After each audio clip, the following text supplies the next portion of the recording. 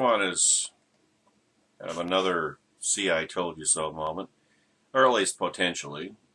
I brought this up back in the spring on Constitution Radio and KMET 1490 AM in the Southern California area. I said, stop and think about it. Donald Trump is all about winning, right? Why is he in this campaign? Well, aside from being a stalking horse for Hillary Clinton and guaranteeing her election as 45th President of the United States, but leave that aside for a minute. Why does Donald Trump do anything? He wants to win. He's a winner. Win, win, win. That's his brand, right? Trump always wins. Not this time, but you get the idea. And I said, well, let's say that Trump won. Let's say he gets the nomination and he actually wins in November. What's his track record? His track record is he goes after something, he wins as he defines it, and then he's off to the next lark. He's off to the next campaign, off to the next objective or whatever. He doesn't stick around. He doesn't follow through. He just wants to win. He wants to prove that he can run for president of the United States and win. That's what he wants to do. Once he had the presidency, assuming he ever did, which he won't, but if he did, well, he doesn't want to be president. He doesn't want to serve as president. He doesn't want to be responsible. He doesn't want to be accountable. Is this starting to sound familiar, by the way? Like his opponent. So I said, I predicted. I said, if Donald Trump is the GOP presidential nominee, and if he wins in November, he will become one of two things. Either the second president, I always have problems with that word. He will become either the second president of the United States in American history to resign from office, or he will be the third president of the United States in American history to be impeached and the first one to be convicted and removed from office because, of course, he's going to get a lot of Democrats elected this November. I said I said that back in March, if I remember correctly, so 4 months ago. Well, now here we have a piece at Red State, Susan Wright, and she asks the question. It's right in the headline. Would a President Trump serve his full term? Hey, I was 4 months ahead on this, but, bigger platform, I suppose. At any rate, the New York Times, this would have been a week ago today, is reported on what many of us already have suspected and what Trump, I suspected it 4 months ago, and what Trump has alluded to himself. Remember that vantage? No, I don't need a new phone account. No, that's Vonage. Now that I think about it, but this is more of that vintage Trump message discipline, right? Quote from the New York Times, presented in a recent interview with a scenario floating around the political ether in which the presumptive Republican nominee proves all the naysayers wrong, beats Hillary Clinton, and wins the presidency only to forego the office as the ultimate walk-off winner, Trump flashed a mischievous smile. I'll let you know how I feel about it after it happens, he said, minutes before leaving his Trump Tower office to fly to a campaign rally in New Hampshire. Close quote. That's right, folks. Did I call it or did I call it? While all the branch Trumpidian cultists will contort themselves in unimaginable ways to twist away from this, Trump has earlier suggested that he would leave the actual governing of the nation to his vice president, kind of like a chief operating officer to his chief executive officer, while he served as the Ronald McDonald of the government. Nothing more than a promotional gimmick for the office in order to sell T-shirts, those dumb hats, and maybe some commemorative plates. That, and it'll make for great ratings for his next reality TV stint. See, earlier in the contest, getting back to the New York Times quote, his rivals, Republican operatives, and many reporters questioned the seriousness of his candidacy, with profoundly good reason. His knack for creating controversy out of thin air. This week's edition, the Star of David Twitter post, or retweet, and his inclination towards self-destructive comments did not instill confidence in a political culture that values on-message discipline in its candidates. Those doubts dissipated after Trump vanquished his Republican opponents and locked up the nomination. I've actually done very well. We beat 18 people, right? It's, close quote, it's 16, you half-wit. But please don't let that slow your roll to oblivion. This would be the cherry on the cake to the Clinton crime families, or La Clinton Nostra's, ultimate con.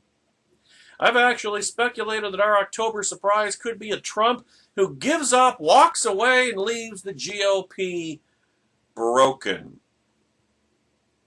And the funny part of that is it's already pretty much mission accomplished. Back to the New York Times quote. Told of Trump's non-committal comment, Stuart Stevens, a senior advisor to Mitt Romney in 2012, who has become one of Trump's most vocal critics, said that Trump was a con man who was shocked his con hasn't been called. You know, shaking his head in amazement, I guess. Are they really this stupid? Yeah, apparently they are. Trump-likins, that is. And that he was looking for an emergency exit. Why? Because he doesn't want to be president. He doesn't want to serve as president. He doesn't want the buck to stop with him. Good Lord, we're talking about Donald Trump here. His pattern is he starts something up, it crashes and burns, and he parachutes clear right before impact. And he's off to the next scam. That's Donald Trump. He's not going to stick around to be held accountable for anything. He has no sense of how to govern, Stevens said. He can't even put together a campaign. He doesn't want to govern. All he wants to do is prove that he can win. And once he has, he'll be gone. He'll quit. He'll walk away. Who knows at what point in the process that would be even. Even Trump's supporters acknowledge that his past campaigns have had the air of a vanity tour. This is just one that never stopped.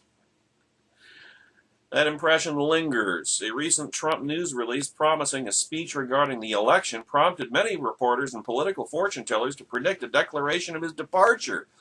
But just the fact that his ego would never permit that. That'll be after the election if he were to somehow win. But just the fact that a routine news release prompted paroxysms of conjecture throughout the political universe suggested that, as Trump might say, there's something going on.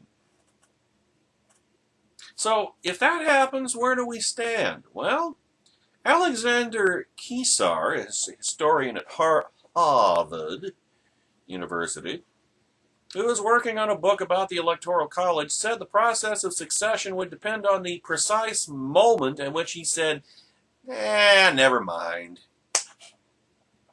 The party representatives who make up the Electoral College would suddenly have real power rather than a rubber stamp. Starting to sound like the GOP primary process, now that I think about it. If Trump bowed out after winning on November 8th, but before the electors met in each state to cast their ballots on December 19th, then the electors could have the opportunity to vote for another candidate, Professor Kesar said. The majority of the 538 electors would be Republicans, but they might not agree on the best alternative candidate. If no one won a majority of the electors, a contest between the three top vote getters, one of whom would presumably be Hillary Clinton, would go to the House of Representatives, where each state would be given one vote, while the Senate would select the vice president. House Republicans hold 33 states to the Democrats' 14, with 3 evenly split. It is unclear whether the vote would take place before or after newly elected representatives were seated. That would be the next Hell in a Cell match. Would the lame duck House of Representatives select the president, or would the newly elected, the next Congress, the next House of Representatives do that? And what if the Republicans had lost the House? I mean, if the Republicans retained the House, well, then it wouldn't really matter. But what if the House went back to the Democrats? What if the Democrats retook Congress, retook the House?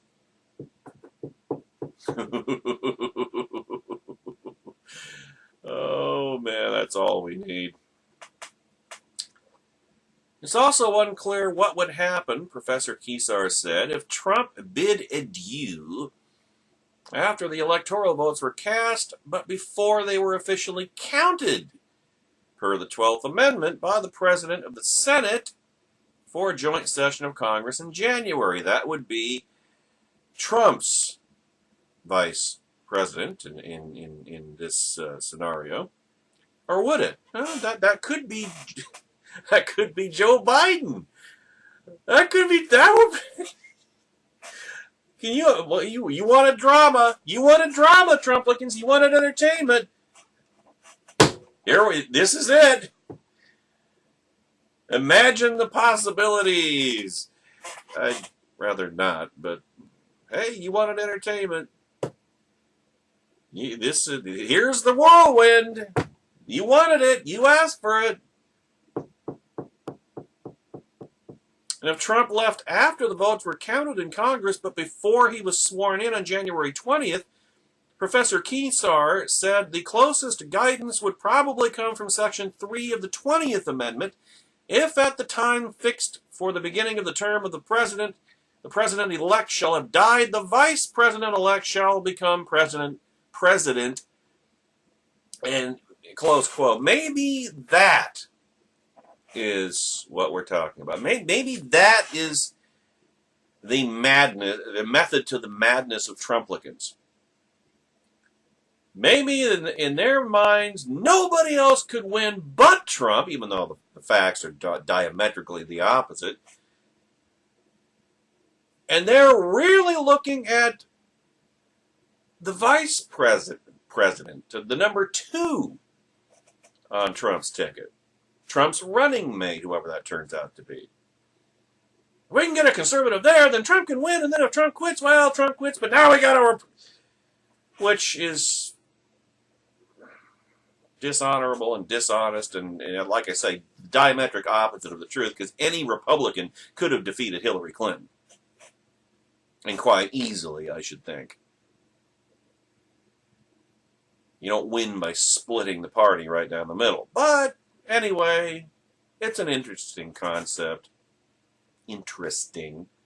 Not entirely unappealing, to be honest, and if that's what's on his mind, let him do it sooner rather than later. This may give us some hope of salvaging this nation. Forget salvaging the election, salvaging the party and salvaging the country. If Trump would quit and go away. But he's not, I'll tell you, he's not going to do it before November. He's not going to do it before Election Day, unless it becomes patently obvious he's going to lose. That would destroy his brand. I'll guarantee you that's his calculation. I mean, he should be focused on averting a delegate mutiny next week in Cleveland. But once the nomination was actually in hand, it was no longer just presumptive, but de facto, de jure, not de facto, but de jure. Then the calculation will be, can he actually win in November? Because if he's got his brand to maintain. He doesn't care about the presidency. He just wants to win the election to prove that he can do it. Winning. He's a winner. Win, win, win. Oh, by the way, you see how far ahead I am in the polls? Win, win, win, win. That's his brand. Win. If Trump loses, or if it's clear that he's going to lose, he'll be looking for the exit. And if he did win the election, well, he doesn't want to be president. He just wanted to prove that he could win the election. He's not going to quit now. He won't quit until October. If it's clear that he can't win and he's going to get destroyed, that's when you can look for him to start looking for the exit. It's not going to happen now. Not going to happen now, man. But hell, I'm on board. Sure, why not? I might even watch an episode of his next reality TV show if he'll just go away. I mean, how bad could it be? I've watched the entire season of the reality TV nightmare he's starring in now, and it sucks. But it's like I haven't really played up or talked about very much about his the chances of a delegate revolt in Cleveland. There's arguments to be made both ways about that. That there should be no excuses for Trumplicans after what they've done to the conservative movement, what they've done to the Republican Party, what they have done to the country, what they have done to us. They made this bed. They should be forced to lie in it. And the disaster that will ensue from a Trump general election candidacy, they should not be able to escape accountability for it. But, is it that? Or is it, is it that? Should that be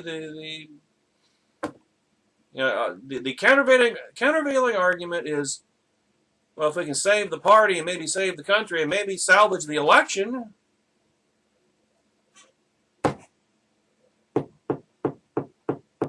I guess we'll see next week. I'm not counting on it. I don't think there's going to be any delegate revolt, or at least I don't think it'll succeed. But if it did, boy, that could be entertaining. It'd be nice to send Trump to the exit involuntarily. It'll never happen, but it's fun to think about.